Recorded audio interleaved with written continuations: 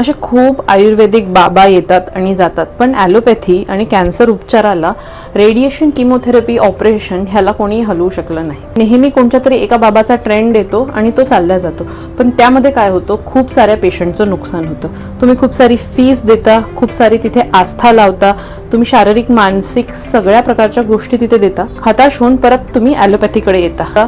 Social मीडियामुळे खूप सारे बाबा सुद्धा ट्रेंडिंगमध्ये आहेत, खूप सारे आयुर्वेदिक ढोंगी सुद्धा ट्रेंडिंगमध्ये आहेत. आपल्याला आपल्या शरीराची किंवा आपल्या भविष्याची जर काळजी असेल तर अशा ढोंगी बाबाकडे 1-1, 2-2 महिने जाऊन तिथे राहून त्यांचा आहार खाऊन जर तुमचा कॅन्सर बरा झाला असता किंवा तो पूर्ण नाहीसा झाला असता तर ॲलोपॅथीची खरंच काय गरज राहिली असती.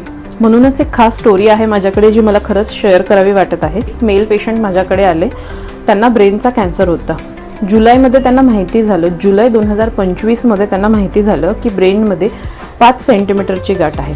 त्यांनी त्याची बायोप्सी नाही केली किंवा कुठल्या ब्रेनच्या सर्जनला नाही दाखवलं, फक्त MRI केला आणि तो रिपोर्ट घेऊन ते थेट त्या बाबाजींच्या आश्रमामध्ये 15 दिवस जाऊन ॲडमिट राहिले. जुलैपासून डिसेंबरपर्यंत पेशंटचा 5 सेंटीमीटरचा ब्रेनचा ट्यूमर 8 सेंटीमीटरचा झाला. नंतर तो न्यूरोसर्जनकडे आला आणि त्याचं ऑपरेशन केलं.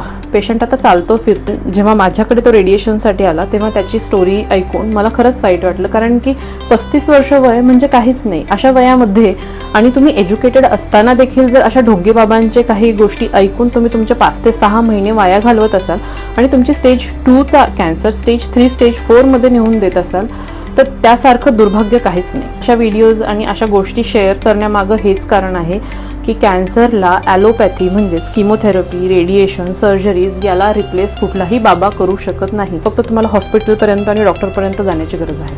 थँक्यू.